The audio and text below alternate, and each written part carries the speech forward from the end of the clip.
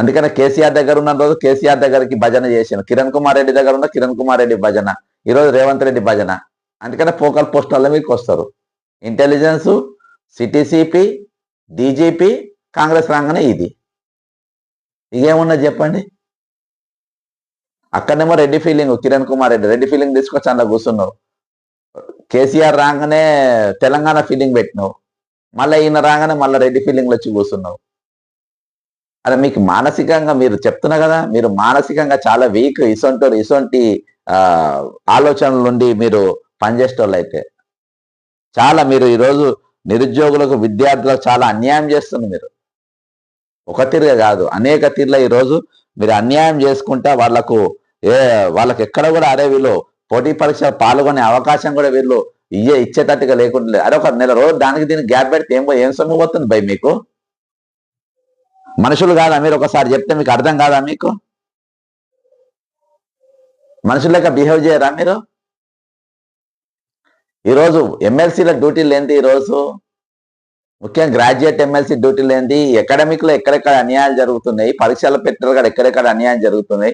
ఈరోజు జీవన్ రెడ్డి గారు, మీరు గ్రాడ్యుయేట్ ఎమ్మెల్సీలో గెలిచిండ్రు, మీ అనుచరిని చంపినరు, మీకు ప్రభుత్వంలో ముఖ్య పాత్ర ఇస్తలేరు అని చెప్పేసి మీరు ధర్నా చేసి బాగుపడ్డారు. అదేదో నిరుద్యోగుల కోసం చేయండి మీరు. మళ్ళొకసారి నిరుద్యోగులంతా మీకు ఓటేస్తారు. మీకు గ్రాడ్యుయేట్ ఎమ్మెల్సీకి మళ్ళోసారి సభలో పోతారు.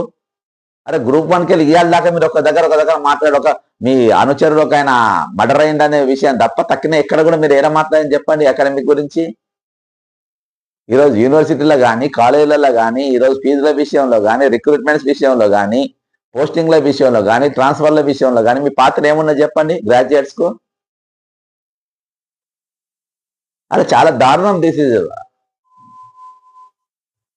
ఇవాళ బీజేపీ వాళ్ళు మాట్లాడారు, బీఆర్ఎస్ వాళ్ళు మాట్లాడారు, ఏ పార్టీ ఎవరు మాట్లాడకుంటే ఏం జారేది? ప్రతి రాజకీయ కోణంలోకి వెళ్ళి చూస్తేంది. ఇక కేటీఆర్ నాయం అప్పుడప్పుడు అదే ఏదో మాట్లాడుతూ ఉన్నాడు ఇబ్బంది వచ్చినప్పుడు. ఇక బీజేపీ వాళ్ళు అయితే మొత్తం కంప్లీట్ గా వాళ్ళ సంఖ్య నాకేసారు. కాబట్టి ఇది ఏదైతే జరుగుతుందో చెప్తున్నా కదా, విద్యార్థులు, నిరుద్యోగులు మాత్రం ఈరోజు మీ గొంతులు కోస్తున్నారు మహేందర్ రెడ్డి గారు. మీకు ఇలా ఉసురు దాక్తా చెప్తున్నా.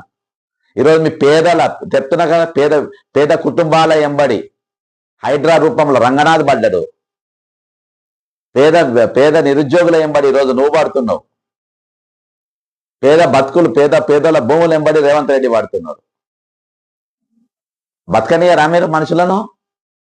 వాళ్ళ అభివృద్ధి పోవద్దా? వాళ్ళు రోజు నీకు నౌకర్ భూమి రిటైర్ కావాలి, మళ్ళీ నౌకర్ కావాలి నీకు.